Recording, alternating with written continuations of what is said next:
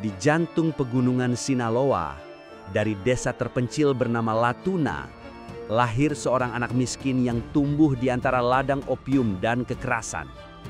Namanya Joaquin El Chapo Guzman Loera, bocah bertubuh pendek yang dijuluki si mungil, tapi kelak mengguncang dunia sebagai penguasa kartel narkoba paling kuat dalam sejarah. Dari menjual opium di jalan tanah berdebu, ia membangun kerajaan kokain global yang menembus perbatasan, menyuap pejabat, dan menantang negara adidaya. Diburu oleh FBI, DEA, dan Interpol, El Chapo menjadi legenda karena 2 kali melarikan diri dari penjara dengan cara yang mustahil, lewat terowongan bawah tanah yang ia rancang sendiri. Ia bukan sekedar kriminal, ia adalah simbol bagaimana kemiskinan, kecerdikan, dan ambisi bisa berubah menjadi mesin kekuasaan. Inilah kisah tentang El Chapo, dari tanah keras Sinaloa hingga menjadi raja bayangan dunia narkoba. Sosok yang menulis ulang kata tak tersentuh.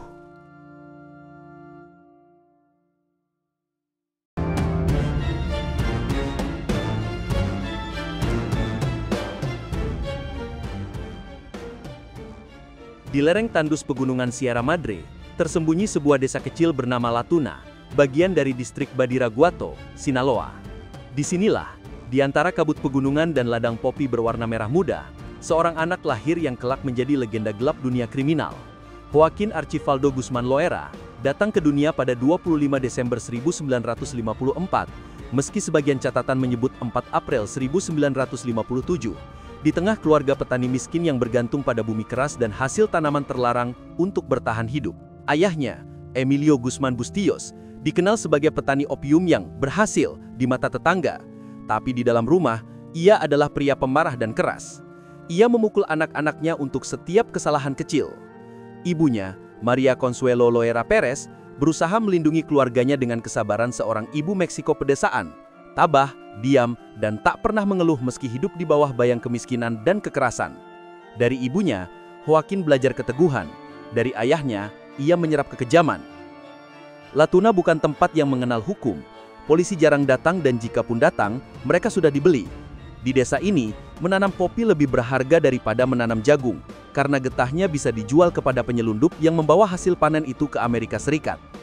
Anak-anak tumbuh dengan pemahaman bahwa uang cepat datang dari tanah yang dilarang. Bagi Joaquin kecil, itu bukan pilihan, itu takdir. Ia berhenti sekolah pada usia muda, sekitar kelas 3 SD.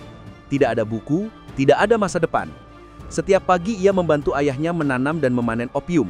Ia melihat bagaimana orang-orang bersenjata datang menagih hasil panen, membawa uang tunai dan ancaman. Saat itu dunia kriminal belum terlihat glamor baginya, tapi setiap pukulan dari ayahnya dan setiap transaksi gelap di depan matanya menanamkan pelajaran yang jauh lebih dalam. Kekuasaan hanya dimiliki oleh mereka yang berani mengambilnya. Julukannya muncul sejak remaja. Tubuhnya pendek, hanya 168 cm, membuat teman-temannya memanggilnya El Chapo, si pendek. Tapi di desa yang keras, ukuran tubuh tak berarti banyak. Keberanian, kesabaran, dan kecerdikanlah yang menentukan siapa yang bertahan. Dan El Chapo memiliki ketiganya. Di usia belasan tahun, Guzman mulai bekerja untuk pamannya, Pedro Aviles Perez, penyelundup legendaris yang dijuluki El León de la Sierra, singa dari pegunungan. Di bawah bimbingan pamannya, El Chapo belajar seluk-beluk bisnis narkotika. Dari menanam popi, mengolah getah menjadi heroin mentah, hingga membangun jalur distribusi lewat perbatasan. Ia memahami satu hal penting, bisnis ini bukan sekedar bertahan hidup, tapi tentang menguasai rantai kekayaan dan kekuasaan. Tahun 1988, pamannya tewas dalam operasi militer. Bagi Guzman itu bukan akhir, tapi awal babak baru. Ia mengambil alih sisa jaringan pamannya dan mulai memperluas koneksi. Dalam waktu singkat, ia dikenal di dunia penyelundupan sebagai sosok yang efisien, disiplin, dan kejam ketika diperlukan.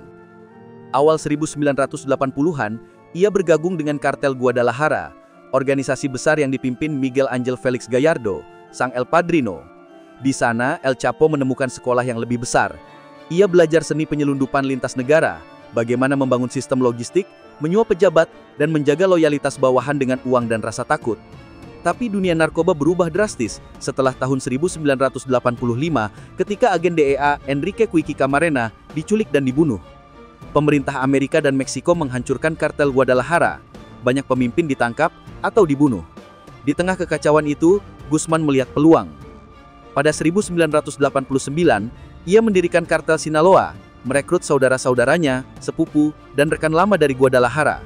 Dengan kecerdikan luar biasa, ia membangun jaringan terowongan di bawah perbatasan AS Meksiko, memungkinkan pengiriman kokain dari Kolombia dalam jumlah besar tanpa terdeteksi radar. Ia juga mulai menjalin aliansi dengan kartel Kolombia dan memperkenalkan sistem logistik rahasia yang kemudian menjadi standar bagi kartel modern. Dari anak miskin di desa terpencil, lahirlah seorang arsitek kejahatan global. El Chapo bukan hanya pedagang narkoba, ia membangun kerajaan yang beroperasi seperti negara dalam bayangan. Babak pertama hidupnya bukan tentang kemewahan, melainkan tentang kelahiran kekuatan dari penderitaan. Dari tanah keras Sinaloa, tumbuh seorang raja yang menukar masa kecilnya dengan ambisi tanpa batas.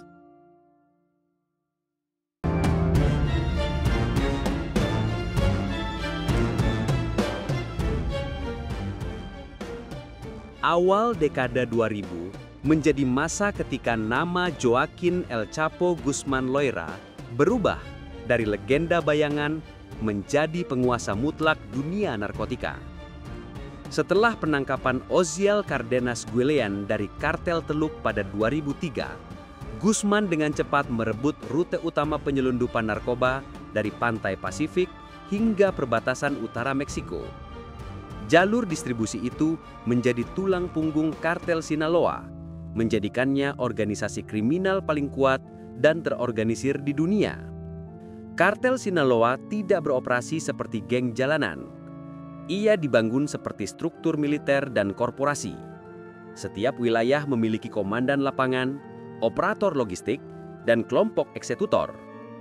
El Chapo berdiri di puncak hierarki, mengontrol arus narkotika, senjata, dan uang tunai dengan sistem yang efisien dan disiplin. Produksi dijalankan di laboratorium tersembunyi di pegunungan, terlindungi oleh tentara bayaran yang dilengkapi senjata otomatis dan peralatan militer modern. Dalam waktu singkat, Sinaloa menguasai seluruh rantai pasokan narkoba. Metamfetamin diproduksi massal di laboratorium kimia rahasia, marijuana ditanam di lembah luas Sinaloa dan Durango. Heroin diolah dari getah popi lokal dengan kualitas tinggi.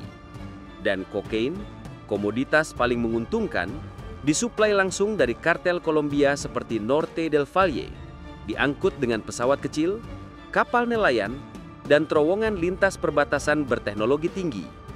Terowongan-terowongan ini menjadi simbol kecerdakan El Chapo. Dilengkapi sistem rel baja, ventilasi, dan penerangan, jalur bawah tanah itu memungkinkan ribuan kilogram kokain melewati garis perbatasan tanpa terdeteksi radar atau satelit. Setiap jalur menelan biaya jutaan dolar, namun hasilnya berlipat ganda. Dari terowongan inilah, miliaran dolar mengalir setiap tahun ke kas Sinaloa, sementara aparat hanya menemukan jejak kosong setelah kiriman berhasil sampai ke gudang distribusi di Los Angeles, Chicago, Atlanta, dan New York. Di puncak kejayaannya, kartel Sinaloa menguasai lebih dari 60% pasar narkoba Amerika Serikat. Jaringannya menjangkau Eropa, Asia, dan Afrika, bekerja sama dengan mafia Rusia, Tria Tiongkok, dan kelompok kriminal Italia. Keuntungan tahunan kartel diperkirakan mencapai US 3 miliar dolar hingga 5 miliar dolar. Uang itu diputar melalui perusahaan cangkang, bisnis properti, dan pencucian uang lintas benua. Pengaruh El Chapo tidak hanya dirasakan di jalanan, tetapi juga di ruang kekuasaan. Banyak pejabat, polisi, dan militer Meksiko menerima suap untuk melindungi jalur distribusi. Siapapun yang menolak, menghilang. Tidak ada tempat netral. Hukum tunduk pada uang. Pers melaporkan nama-nama pejabat yang dicurigai, tapi laporan itu jarang bertahan lama, karena para wartawan kerap ditemukan tewas sebelum cerita mereka dipublikasikan. Pada tahun 2009, majalah Forbes memasukkan El Chapo dalam daftar orang paling berkuasa di dunia di peringkat ke-41, melampaui lebih dari pemimpin negara dan pengusaha global. 2 tahun kemudian, majalah yang sama menobatkannya sebagai orang terkaya ke-10 di Meksiko, dengan kekayaan bersih sekitar 1 miliar dolar. DEA menyebutnya mafia narkoba dunia, sementara Chicago Crime Commission menobatkannya sebagai musuh masyarakat nomor 1, gelar yang sebelumnya hanya disandang Al Capone hampir seabad lalu. Namun kejayaan itu dibangun di atas gunung mayat. Perang antar kartel memicu gelombang kekerasan nasional. Antara 2006 hingga 2012, lebih dari 34.000 orang tewas akibat bentrokan antara pasukan Sinaloa dan rival utamanya, Los Zetas. Di kota perbatasan seperti Ciudad Juarez dan Tijuana, mayat bergelimpangan di jalanan, banyak di antaranya tanpa kepala. Polisi dan politisi yang menolak suap dibunuh di depan publik sebagai peringatan. El Chapo membalas setiap serangan dengan skala lebih besar. Meski dikejar oleh militer dan badan intelijen internasional, Guzman tidak pernah benar-benar hilang. Ia hidup berpindah-pindah di pegunungan Sinaloa, berpakaian seperti penduduk desa, berbaur dengan petani yang loyal kepadanya. Ia tidur di rumah sederhana, tapi di bawah tanah tersedia terowongan pelarian, senjata otomatis, dan ruang komunikasi satelit. Di sisinya, selalu ada pengawal elit bersenjata dan wanita muda yang menemaninya. Setiap keputusan El Chapo adalah perintah mutlak. Ia menentukan siapa yang hidup, siapa yang mati, dan kemana uang mengalir. Dunia melihatnya sebagai simbol kekuatan kriminal modern, kecil, taktis, dan mematikan. Ia tidak membangun istana. Ia membangun jaringan global yang lebih kuat dari banyak pemerintahan. Inilah puncak kekuasaan El Chapo. Pria bertubuh pendek dari desa miskin yang kini mengendalikan jalur narkotika lintas benua, aparat berseragam, dan ekonomi gelap bernilai miliaran dolar. Tahtanya bukan terbuat dari emas, tetapi dari darah dan ketakutan.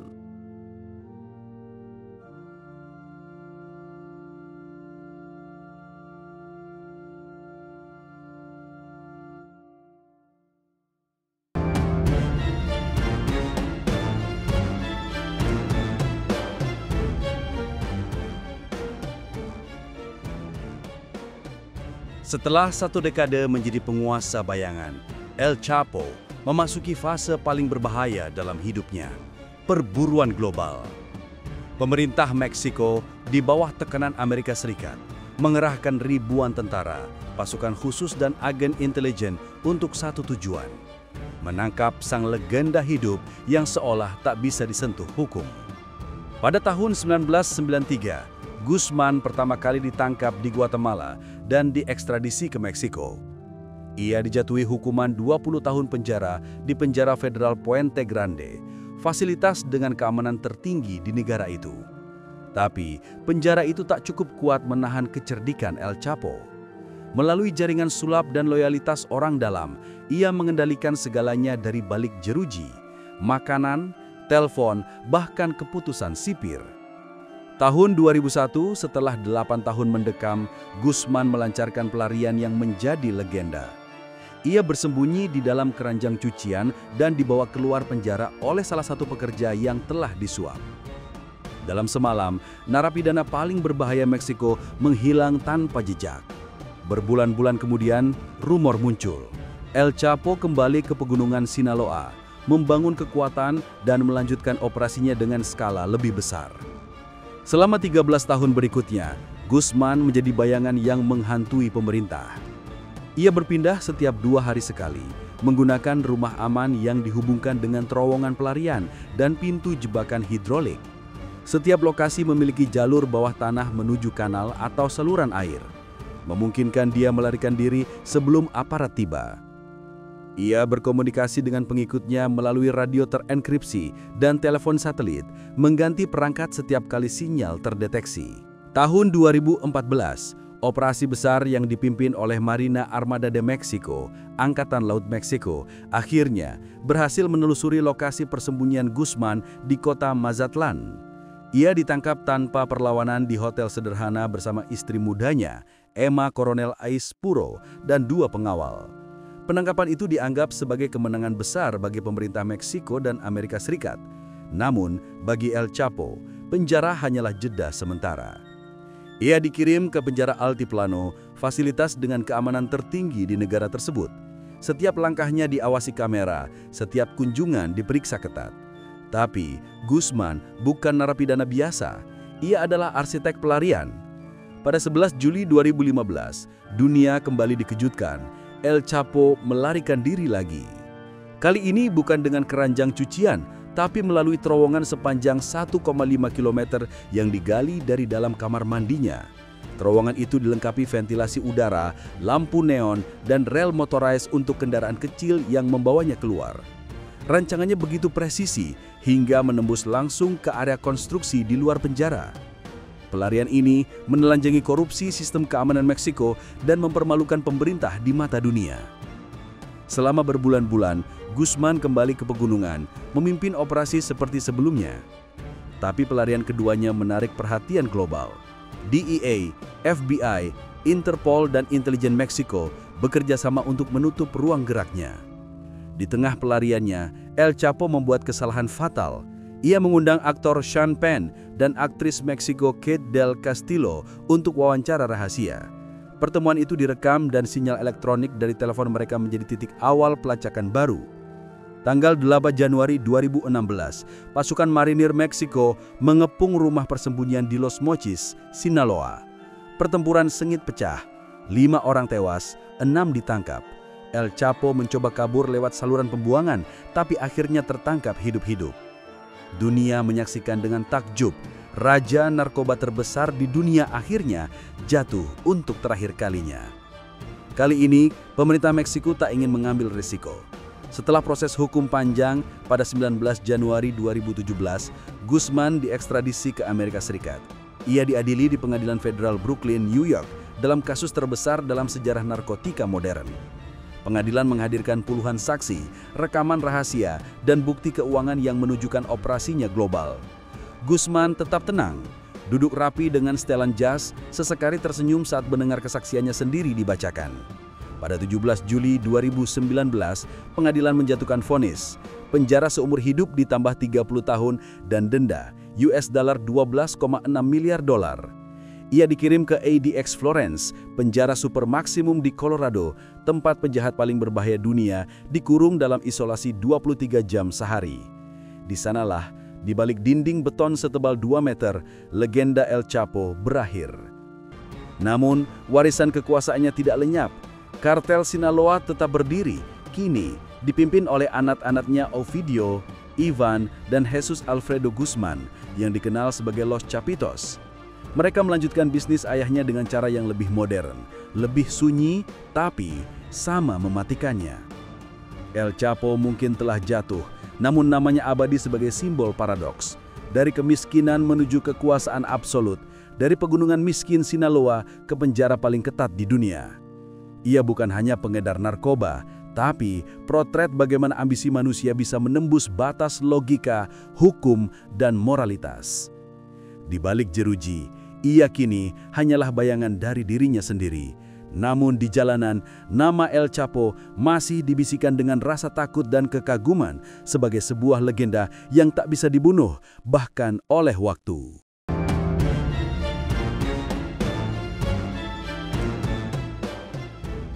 Hari ini, Joaquin El Chapo Guzman Loera bukan lagi sekadar nama. Ia telah melewati batas manusia dan menjelma menjadi mitos, sosok yang hidup di antara legenda dan luka sejarah. Meski tubuhnya terkurung di balik beton penjara super maksimum Amerika, bayang-bayang kekuasaannya belum lenyap. Di tanah kelahirannya, Sinaloa, suaranya masih terdengar lewat bisikan loyalitas, bisnis gelap, dan darah yang terus tertumpah. Kartel Sinaloa tidak mati bersamanya. Kepemimpinan berpindah ke tangan anak-anaknya, Ivan Archibaldo Guzman Salazar, Jesus Alfredo Guzman, dan Ovidio Guzman Lopez, yang dikenal dengan sebutan Los Chapitos.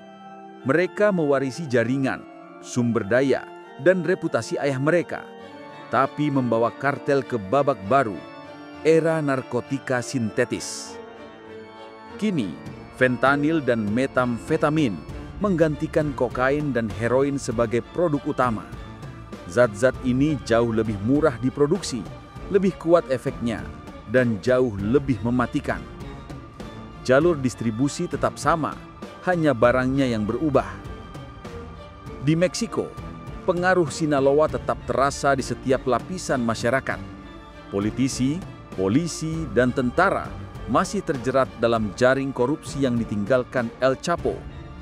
Kartel bukan lagi sekadar organisasi kriminal. Ia telah menjadi struktur paralel kekuasaan. Di beberapa wilayah, mereka menyediakan perlindungan, membangun jalan, mendanai pesta rakyat, bahkan memberi pekerjaan. Bagi sebagian warga desa di pegunungan Sinaloa, El Chapo tetap dianggap pahlawan rakyat, pria yang mengangkat derajat tanah miskin mereka ketika negara sendiri absen. Ia membangun gereja, sekolah, dan jalan dari uang kotor, menciptakan paradoks antara kejahatan dan kebaikan. Namun bagi dunia luar, warisan El Chapo adalah luka terbuka. Perang narkoba yang ia wariskan telah menewaskan lebih dari 400.000 orang di Meksiko sejak 2006. Ratusan ribu lainnya hilang tanpa jejak. Kota-kota seperti Juarez, Culiacan, dan Tijuana berubah menjadi zona perang, di mana suara tembakan menjadi hal biasa dan mayat di jalan bukan lagi pemandangan luar biasa. Di balik setiap pengiriman narkoba yang berhasil, selalu ada keluarga yang kehilangan anak, ibu yang kehilangan suami, dan generasi yang tumbuh di tengah rasa takut. Dampaknya menyeberangi perbatasan. Di Amerika Serikat, jaringan distribusi Sinaloa meninggalkan bencana sosial yang dalam, epidemi heroin dan fentanyl yang menewaskan ratusan ribu orang. Kota-kota seperti Chicago dan Philadelphia menjadi pusat perdagangan gelap, di mana pasar narkoba berubah menjadi medan perang antar geng. Setiap jarum suntik dan setiap dosis obat mematikan adalah jejak tak kasat mata dari imperium yang dibangun El Chapo puluhan tahun lalu. Namun kisahnya tidak hanya tentang kejahatan. Ia juga merupakan cermin dari kegagalan negara dan sistem global. Di tanah yang dikuasai kemiskinan dan korupsi, Guzman bukan anomali. Ia adalah produk logis dari ketidakadilan yang dibiarkan. Selama hukum bisa dibeli dan rakyat dibiarkan lapar, akan selalu lahir El Chapo baru dengan wajah dan metode berbeda. Pada tahun 2025, ketika dunia berjuang melawan gelombang fentanyl sintetis dan munculnya kartel baru yang lebih muda dan brutal, nama El Chapo masih bergema. Ia menjadi simbol ambisi tanpa batas, legenda yang menginspirasi sekaligus menakutkan. Bagi sebagian, ia jenius logistik yang mampu membangun jaringan global dari nol. Bagi lainnya, ia monster yang menukar nyawa manusia demi kekuasaan dan emas. Namun di balik segala tafsir, satu hal tak bisa dibantah. Dari desa terpencil di Sinaloa, seorang anak miskin bangkit dan mengguncangkan dunia, meninggalkan jejak darah yang takkan pernah hilang dari sejarah kriminal modern. Ia mungkin telah terkubur di balik tembok beton, tapi namanya masih hidup. Sebagai peringatan, bukan kebanggaan. Karena setiap kerajaan yang dibangun di atas mayat, cepat atau lambat akan tenggelam dalam darahnya sendiri.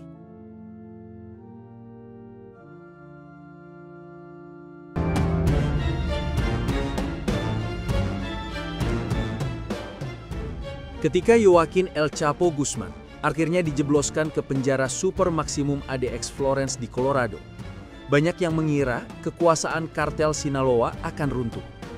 Namun, dunia segera menyadari bahwa El Chapo mungkin telah ditangkap, tetapi kerajaannya tetap hidup. Dibangun dengan struktur yang kompleks dan loyalitas yang mengakar, kartel Sinaloa beradaptasi dengan cepat setelah kejatuhan sang pendiri. Di bawah kendali anak-anaknya, Los Chapitos, Ivan Archibaldo, Jesus Alfredo dan Ovidio Guzman, serta Ismael El Mayo Zambada, jaringan itu berevolusi menjadi organisasi kriminal modern dengan operasi lintas benua. Mereka meninggalkan sebagian cara lama penyelundupan kokain dari Kolombia, beralih pada produksi dan distribusi narkotika sintetis seperti fentanyl dan metamfetamin, dua komoditas mematikan yang lebih mudah dibuat, lebih murah, dan jauh lebih menguntungkan. Kini, laboratorium-laboratorium rahasia bertebaran di pegunungan Sinaloa, Durango, dan Sonora.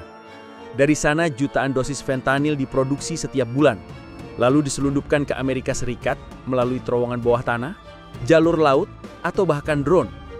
Hasilnya, gelombang kematian opioid di AS yang menewaskan lebih dari 70.000 orang setiap tahun.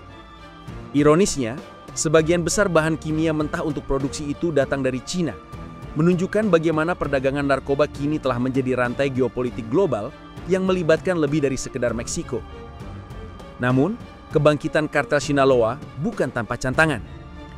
Dari barat, muncul kekuatan baru, kartel Jalisco Nueva Generación, CJNG, dipimpin oleh Nemesio El Mencho Oseguera Cervantes, musuh paling berbahaya dalam sejarah perang narkoba Meksiko. CJNG tampil lebih brutal dan lebih militeristik. Mereka menggunakan senjata berat, kendaraan berlapis dan drone bersenjata, menantang dominasi Sinaloa dengan cara yang belum pernah dilakukan sebelumnya. Jika Sinaloa dikenal karena strategi diplomatik dan korupsi halus, CJNG adalah generasi baru narkoteroris yang mengandalkan ketakutan terbuka dan kekerasan ekstrim. Pertarungan antara kedua kekuatan ini, Sinaloa dan CJNG, kini menentukan arah perang narkoba global. Dari Meksiko hingga Kolombia, bahkan ke Filipina dan Australia, jejaring perdagangan gelap berubah menjadi sistem ekonomi bayangan yang nilainya mencapai ratusan miliar dolar per tahun. Sementara itu, pemerintah Meksiko tampak terjebak. Memburu satu kartel hanya membuat kartel lain tumbuh.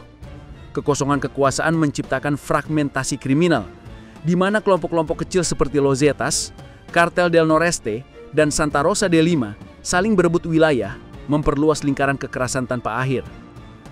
Di tengah kekacauan ini, warisan El Chapo tetap terasa.